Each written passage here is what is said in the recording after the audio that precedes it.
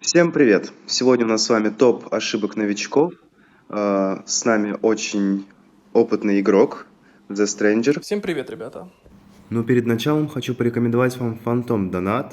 Это надежный телеграм-магазин, в котором можно легко и быстро задонатить не только в Whiteout Survival, но и во множество других игр. И что самое важное, по самым низким ценам. Магазин работает уже давно, поэтому имеет много довольных покупателей. Также каждую неделю проходят конкурсы. Заходи и участвуй, ссылка в описании. Ну и будем слушать нашего мастера. Сначала посмотрим, сколько дней он уже играет. Сервер у меня относительно старенький. Я в него перешел буквально пару месяцев назад. Играл я изначально на сервере 650. Перешел на сервер 649. Ну, разница там буквально пару часов. Так что можно сказать, что 423 дня я уже играю на данный момент. Ух ты. Ну, мне кажется, это довольно солидное количество дней в игре. Так что человек опытный. Кто в Телеграме сидит, тот шарит. Ну и давай начнем с нашего топа. Так, Если рассмотреть самые распространенные ошибки, то самая первая ошибка на начальном этапе это то, что люди используют кристаллы по неназначению. Люди пытаются изначально в игре попасть в топ, а топ заключается в том, что нужно как можно быстрее выкачать 30-ю топку. И люди на остаток времени, чтобы его не ждать, используют кристаллы, что является большущей ошибкой. Этого делать не нужно. Когда вы можете использовать кристаллы, я думаю, вы все прекрасно понимаете, это на колесо обозрения, которое проходит раз в 2 недели. Ну и по возможности, если у вас остаются лишние кристаллы, я все-таки бы советовал вам использовать на уровень VIP. Так как я мало вкладываю в игру, у меня абсолютно маленький бюджет, я по возможности все оставшиеся кристаллы использую сюда, потому что минимум необходимо иметь это VIP 9, потому что в день вы будете получать 2 общих мифических фрагмента героя, это очень необходимо. Вы сами можете посчитать, что за месяц вы будете получать в 2 раза больше. Ну и, конечно же, стремлюсь к VIP 12, где буду в день получать по 6 мифических общих фрагментов. Ну и, конечно же, буду получать бонусы в своих атрибутах. да, полностью согласен. Поэтому на строительство, чтобы ускорить строительство или ускорить обучение войск или там в научном центре, мы на это алмазы не тратим. Туда максимум уходит это ускорение, и то на всякие события. Вторую распространенную ошибку, которую я заметил, это то, что люди неправильно скуповываются в магазине, который предназначен в нашей игре. Первый магазин это у нас идет торговец-кочевник. То, что тут я настоятельно советую людям использовать все бесплатные попытки. Давайте попробуем платную. Здесь вы можете попытаться получить очки VIP. Вот, собственно, как я сейчас получил по скидке. Их тут каждый день берите обязательно. И также вы здесь можете за определенное количество ресурсов получить бесплатный телепорт. Вот, снова нам повезло, мы получили второй фрагмент. Может быть, повезет? Нет. В любом случае, обязательно бесплатные попытки данные использовать. Второй магазин это у нас идет тайный магазин. Здесь я советую только покупать виджеты. Все остальные ресурсы здесь по очень дорогой цене. Желательно покупать по скидке. Нежелательно, а настоятельно рекомендую по 50%. И если все-таки у вас большое количество тайных жетонов, то можете, конечно же, купить и по 20% скидке. Как вы можете их получить? Это с ежедневных задач, которые вам предоставляются каждый день, где вы можете в день, в зависимости от того, сколько дней вашему серверу, вы будете получать за полное прохождение ежедневных миссий, вы будете получать тайные жетоны. Третий магазин это у нас магазин арены. Здесь все индивидуально, опять же, все зависит от того, на каком этапе игры вы находитесь. Первые, наверное, 200-300 дней я покупал это мифическое снаряжение героя, для того, чтобы своих героев апгрейдить. Ну, и сейчас, так как у меня уже порядка 30-40 мифических есть мифического снаряжения, я покупаю для себя мифрил, потому что мифрил на моем этапе игры очень необходим. Это самый редкий предмет, который у нас есть в игре, и его при первой же возможности я всегда буду покупать, не в зависимости от ивентов. Далее идет это VIP-магазин. Здесь на начальном этапе игры я, конечно же, советовал бы брать энергию губернатора, я особо сейчас в ней не нуждаюсь. Ну и, конечно же, продвинутые телепорты, потому что на первом начальном этапе у вас будет большое количество различных ивентов, где вам надо будет стараться попасть в топ. В том числе, допустим, как литейная, где нужно порядка 10-15 телепортов, если вы хотите активно участвовать и помогать Альянсу. Я же в своем случае на данный момент покупаю только компоненты для усиления опыта. Ну и, конечно же, бафы. Допустим, на вчерашнем СВС, собственно, я покупал данные бафы для того, чтобы увеличить свои атрибуты. Далее у нас идет это чемпионат Альянса. Здесь настоятельно рекомендую, естественно, брать это проектные планы, и затем это уже растворы, которые очень необходимы в игре, будут на дальнейшем этапе. И, конечно же, это сплав. Почему именно нужно необходимо это брать? Потому что сейчас я вам это покажу. То, что у меня сейчас проектных планов немалое количество, но проблема в том, что у меня мало растворов, которые позволяют мне еще улучшить свое снаряжение. Соответственно, думаю, тут всем все понятно, что это также необходимо будет брать. Далее у нас магазин идет, это магазин литейный. Здесь также рекомендую брать это проектные планы и чертежи талисмана. Тут в зависимости от результата. Я сейчас перешел в слабый альянс, потому что буду менять сервис. Потому что с лидером доминирующего альянса я не нашел общего языка. Так как мы проиграли эту литейную, я смог забрать только проектные планы. А так вам советую брать, это, конечно же, чертежи талисмана вместе с проектными планами. Ну и далее уже смотрите по ситуации. Первый раздел точно не рекомендую брать. Ну, растворы, опять же, и сталь уже будете смотреть по ситуации. Магазин мощи государств. Тут, я думаю, тоже всем все будет понятно. Это у нас кристалл огня, это у нас чертежи талисмана и проектные планы. Некоторые люди любят брать этот облик марша. Я не знаю, для чего они это делают. Для красоты. Он всего лишь временный на 7 дней. Ну, выбирайте сами, но я, конечно же, не рекомендую это брать. Так как вчера мы СВС выиграли, я с удовольствием заберу данные фрагменты. Честно сказать, в этом я особо не нуждаюсь. Ну, потом подумаю, возможно, все-таки себе возьму это. Следующий магазин у нас это магазин обликов. Тут вы можете получить бесплатную возможность. Это долго копится, но все же у вас есть такая возможность. Кто не платит в игру, либо платит определенную небольшую сумму денег, вы можете получить первый бесплатный скин для себя. Очень прикольно смотрится данный грибок. Стоит это 10 тысяч монет, которые вы также получаете с ежедневных заданий, и иногда они появляются у вас в определенных ивентах. И затем как бонус можете взять себе облик марша. Кто-то берет сначала облик марша, потому что нет никакого, кто-то берет остров. Ну, смотрите сами. В любом случае, эти два скина необходимо брать. Ну и, конечно же, после этого необходимо брать рамку, потому что она дает вам бонус к защите войск плюс 2%. Как вы знаете, то, что все облики, они плюсуются. В вашем случае вы сможете получить дополнительно того атрибута, который у вас есть, дополнительно 2%. Далее у нас идет, это магазин в каньоне. Здесь также стандартный набор. Это проектные планы. На начальном этапе обязательно берите проектные планы. Это очень необходимый ресурс вам в игре, который очень сильно вам поможет. Ну, я беру здесь уже компонент для усиления опыта, ну, а вы также можете взять, ну, допустим, сталь, если вам не хватает. С появлением нового магазина в Альянсе сыворотки я советую не брать. Все просто потому, что если вы зайдете в магазин своего Альянса, то вы можете с легкостью 10 штук в день брать персональных сундуков, которые очень вам помогут для развития ваших питомцев. Следующий магазин у нас это идет магазин лабиринта. На данный момент у многих игроков, так как я понимаю, тут многие в начальном этапе играют, у вас нет мифрила. Ну, опять же, как только он у вас появится, обязательно вам необходимо брать. Также берите компоненты для усиления опыта здесь и мифический общий фрагмент героя. И если у вас есть возможность брать общий фрагмент украшения, то обязательно его берите. Объясняю почему. Немногие игроки про это знают. Если вы зайдете на свой остров, то есть определенные здания, которые вы можете увеличивать с помощью общих фрагментов. Я не советую использовать вам здания, которые, допустим, у меня не до конца прокачаны, как стандартные, которые есть у всех. Я вам советую использовать те, которые вы получали в ивентах. А именно, вот, как, к примеру, вот данное здание. Если я соберу 40 фрагментов, то я могу увеличить атаку войск на 1%. Тут я Перебью, думаю... потому что я, кстати, об этом вообще не знал. Я поэтому никому из вас не советовал брать эти здания и сам не брал. Для меня это открытие, поэтому теперь будем этим пользоваться. Так, и последний магазин у нас это магазин алмазов. Здесь абсолютно ничего не рекомендую брать. В дальнейшем на этапе игры, если вы, в принципе, немало вкидываете в игру, популярная покупка, это идет обычные дикие метки для увеличения, для улучшения питомцев. Ну и те, кто киты, те, кто много вкидывает в игру, они обязательно берут данные ключи для того, чтобы словить хороших героев и прокачать их звезды на максимум. Книжки данные не покупайте. Я знаю, что есть соблазн, когда не хватает на какой-либо определенный скилл, улучшить его. Люди покупают, но я не советую вам это делать, потому что в дальнейшем вы все это прокачаете на максимум. Абсолютно никакого составит для вас труда. Следующая распространенная ошибка – это неправильное использование бафа в доме губернатора. По факту здесь нужно использовать 4 скилла. Это первые 3 это у нас идут на ресурсы, которые на начальном этапе очень необходимы вам будут. И самый распространенный, самый главный баф, который здесь есть, это двойное время, которое позволяет вам увеличивать скорость постройки ваших зданий.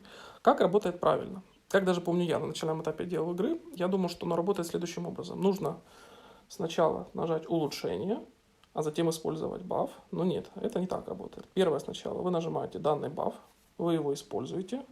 Затем, если вы уже играете на определенном этапе игры, у вас есть питомец, который я также советую прокачивать на максимальный уровень, вы также активируете его. И если ваша топка выше 16 уровня, то вы также можете зайти сюда и воспользоваться функцией вице-президента, которая увеличит скорость строительства на 10%. Если суммировать эти все три бафа, если, условно говоря, вам следующий уровень топки там 12-13 дней, то увеличит этот баф, точнее уменьшит скорость развития порядка до 10 дней. Так что также не обязательно используйте данные бафы, потому что они очень сильно помогут вам в развитии вашего персонажа. Да, еще в начале, когда ты, допустим, ошибся, сначала улучшил, потом использовал баф, можно быстренько отменить улучшение, и все ресурсы возвращаются. Но когда мы доходим до кристалла огня и прокачиваем уже наши постройки за кристалл огня, так сделать не выйдет, потому что обратно вы сможете получить только 50% кристаллов огня. Поэтому до уровня топки кристалла огня можно, конечно, сделать ошибку и быстренько отменить и опять строить, но потом этого делать не нужно. Вы потеряете 50% кристалла огня. Да, тут же советую вам использовать данные бафы, которые у вас есть после первого СВС. Собственно, перед каждой стройкой используйте данный баф, я уже говорил. А данный баф очень полезен для скорости появления новых войск у вас на базе. Перед тем, как вы будете использовать данный баф, вы смотрите, чтобы у вас все войска были готовы к следующей прокачке. Ну, условно, самое распространенное это перед сном. Вы подаете заявление, после этого заходите сюда и увеличиваете 3 вида ваших войск. Это будет очень удобно и очень выгодно. Вы получите порядка 300-200 войск. Но, опять же, на начальном этапе войска это очень необходимая вещь, потому что в том же Медведе вам необходимо будет побольше стрелков. На условном Джо вам необходимо больше пехоты. Так что обязательно используйте данный баф. Он немножко, но все-таки поможет вам увеличить количество войск. Хочу добавить, что когда вы прокачиваете войско, старайтесь прокачивать побольше пехоты, затем стрелков и меньше, чем пехоты и стрелков, копейщиков, потому что если на вас нападут, то пехота вам поможет сдержать удар врага, а стрелки помогут победить врага. Я с тобой согласен, даже если посмотреть на мое войско, то что у меня большое количество пехоты и стрелков, а копейщиков у меня малое количество, потому что я приоритетно сделаю именно на этих двух видах. Раз уж зашла про эту тему, может быть, ты нам покажешь своих героев и вообще познакомишь немножко со своим государством? Говорю сразу, я не человек, который много вливает в игру, я влил порядка, может, там $300-400 за все время игры. Это, собственно, мое снаряжение. Опять же, я жду ивенты. Сейчас, кстати, будет отдельный пункт, я думаю, вам все подробно объясню. Талисман у меня обычный, стандартный. По снаряжению, да, у меня есть преимущество, потому что я считаю, что талисманное снаряжение – это основа игры. То, что обязательно нужно, допустим, снаряжение прокачивать минимум это до мифического. Затем будет немножко проще. Я немножко был удивлен. Я, наверное, первые 3 месяца игры абсолютно не донатил на снаряжение, потому что я думал, что это очень дорого. Но после того, когда вы переходите на мифический уровень, вы можете посмотреть на то, что действительно их будут прокачивать намного проще. Я не знаю, здесь получится открыть или нет, но вот если вы дойдете до вот этого этапа, то будет все прокачиваться намного быстрее, потому что на фиолетовом этапе в самом конце нужно использовать, если не ошибаюсь, порядка 150-200 проектных планов, чтобы повысить одну ступень. Здесь все намного проще. По атрибутам, что прокачивать, я думаю, мы отдельное видео с тобой, возможно, запишем, если людям понравится данный формат. Мы с тобой это можем обсудить в следующий раз. Я думаю, что повлияло количество новых генов. То есть после 4-го поколения, насколько я знаю, многие вещи дешевеют, и в большем количестве ты можешь за меньшие деньги купить. Можешь показать еженедельные пакеты, которые сейчас у вас есть? Допустим, давай сначала по героям ты спрашивал. По героям, смотрите, я не стремлюсь к прокачке абсолютно всех героев, это многих ошибка, они берут, прокачивают, условно, как вот у меня есть Фили, я его не прокачал до конца, но это неправильно. Люди, которые мало используют в игру, и люди, которые, собственно, новички, которые недавно играют, они считают, что нужно героев прокачивать на максимальные 5 звезд. Если вы мало используете в игру, то я настоятельно вам рекомендую минимум использовать героя на 4 звезды. Почему? Потому что у вас тогда скиллы, которые есть на каждом персонаже, они у вас на максимуме. Это то, что, собственно, вам необходимо, когда вы будете вступать в ралли к сильному игроку. Потому что если вы хотите прокачивать какого-то определенного героя, обязательно прокачивайте его только на 4 звезды. Если вы человек, который вкидываете уже больше денег, то можете, конечно же, прокачивать его на максимум. Но я, так как у меня есть определенный бюджет в этой игре, то я прокачиваю только на 4 звезды и коплю фрагменты на следующего героя, который у меня появится в следующем поколении. По покупке, опять же, в каждом сервере все индивидуально. Я думаю, что, опять же, если людям формат данный понравится, мы можем обсудить пакеты, которые необходимо покупать в данной игре. Ну, на данный момент я, допустим, покупаю для себя это карту фрагмента Кристалла Огня, потому что на поздних этапах игры у вас появится данное здание, где вам необходимо, где есть возможность получить войска Т-11 уровня, которые очень сильно помогут вам в ПВП, и у вас будет огромное преимущество по сравнению с другими людьми. Ну, говорю сразу, это удовольствие не из простых, и это очень дорогое удовольствие. Так что не думайте о том, что когда оно у вас появится, вы сможете их приобрести. У меня на сервере имеет буквально несколько человек данных героев, потому что они очень Да, дорогие. И насколько я читал, смотрел, порядка 35 тысяч кристаллов огня уходит на то, чтобы здесь все на максимум прокачать, а это огромное количество. ну, тут же еще есть второй нюанс, то что я по началу игры не понимал, для чего, собственно, необходима сталь, если прокачаны все исследования. Когда появились войска Да, там Т-11, еще и так же, да, то да, да. необходима сталь. Обязательно, ребята, копите сталь. Допустим, вот у меня 565 тысяч на данный момент. А для того, чтобы, собственно, когда я буду запускать пехоту Солнца, мне нужно будет 1 миллион. Соответственно, мне нужно будет ждать порядка где-то 5 дней, чтобы дойти до цифры 1 миллион, чтобы я смог только запустить данную функцию. И после этого мне надо ждать еще 53 дня. Опять же, с учетом использованных бафов президента и так далее, количество дней уменьшится до 48, но все равно это очень долго. Да. Так что если у кого-то был вопрос, куда столько стали копится, у меня был такой вопрос, то вот, здесь она нам пригодится. Ну, также сталь используется здесь. На поздних этапах игры каждое усовершенствование стоит уже порядка 100 тысяч. Вот, собственно, вы куда ее используете. Так что всегда, каждые 8 часов, если не ошибаюсь, она накапливается до максимума, всегда сохраняйте и используйте данную функцию, потому что она очень вам поможет. Ну и, естественно, попытайтесь пройти освоение, потому что чем больше вы проходите уровни освоения, тем больше вам стали дается. Следующая распространенная ошибка, быстро по ней пройдусь, это неправильная прокачка питомцев. Опять же, если вы играете на начальном этапе, у вас нет всех этих питомцев, у вас появляется, если не ошибаюсь, 3 питомца. Это гиена, волк и овцы-бык. Я вам бы посоветовал на начальном этапе, естественно, прокачать гиену на максимальный уровень. Мы сегодня уже говорили про данный скилл. Очень поможет вам в развитии вашего города. Данного питомца хотя бы до уровня 40 прокачайте. Овцы-бык тоже немножко прокачайте, хотя бы там до 30-40 уровня. А в дальнейшем люди делают ошибку. Они дальше прокачивают питомцы, которые появляются здесь. Честно сказать, не особо рекомендую их прокачивать. Хотя бы на минимум вы можете их прокачать, а копите ресурсы. Многие игроки этого не делают. Они используют питомцев всех подряд. Это неправильно. Так же, как и, допустим, на дальних этапах есть питомцы, которые действительно необходимы в прокачке, а есть питомцы, которых можно пропустить. Ну, хотя бы использовать какой-нибудь минимум. Я думаю, что отдельное видео еще ты запишешь касательно питомцев. Ну, а пока что я советую прокачать. Да, вместе запишем. Не вопрос. А на начальном этапе пока что просто прокачивайте данных 3 питомца и копите ресурсы. Так как многие делают неправильно. А вы будете на шаг впереди и сохраняйте ресурсы на следующих питомцев, которые у вас появятся. И пишите в комментариях, ждете ли вы видео о питомцах вместе с The Stranger, про всех питомцев, которые есть в игре. Следующая распространенная ошибка многих игроков на начальном этапе – это использование ресурсов. Эта игра заключается в том, что здесь необходимо их копить.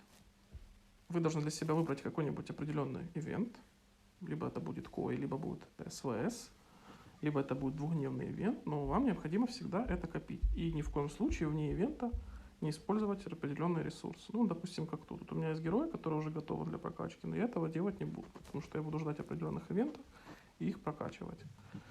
Следующая ошибка – это также использование ключей. Это делают многие неправильно. Их нужно копить. Допустим, после ивента СВС если не ошибаюсь, в среду у вас будет ивент, где вам необходимо будет использовать 90 ключей для того, чтобы получить максимальную награду. Ивент, если не ошибаюсь, называется «Блики Зари», Да. где вы можете получить специальные коробки со снаряжением. Они используются, точнее, проходит данный ивент после СВС в течение 3 дней. В принципе, вы, если играете уже не 1 месяц, вы можете понимать, что ивенты повторяются. И вы можете выбрать для себя какой-либо определенный. Ну, лично я любитель использовать ресурсы. Это в период СВС, либо в период КОИ. Допустим, этот период я использовал, старался на КОИ. В следующем поколении у меня будет герой новый, который, в принципе, меня интересует, и я буду использовать для СВС. Следующая ошибка, распространенная у игроков, это неправильное использование исследований.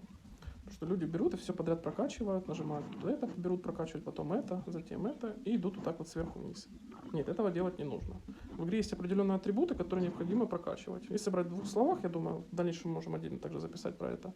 Потому что есть 3 вида героев у нас, есть 3 вида героев, которые мы используем в игре. Условно говоря, на пехоту нам необходимо прокачивать. Это обязательно здоровье пехоты, защита пехоты.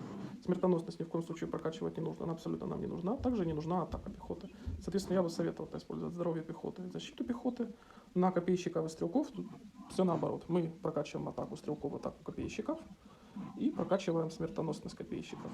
Ну, в принципе, по поводу этого все. Также здоровье стрелков и копейщиков особо нет необходимости в игре, так что прокачивайте только определенные атрибуты. В других ветках здесь вы также прокачиваете, но опирайтесь на какие-нибудь определенные этапы игры. Допустим, у меня есть стройка, я ее до сих пор не прокачивал. Честно сказать, особо необходимости в этом не вижу. Ну, я Вы думаю, должны сами для себя понимать.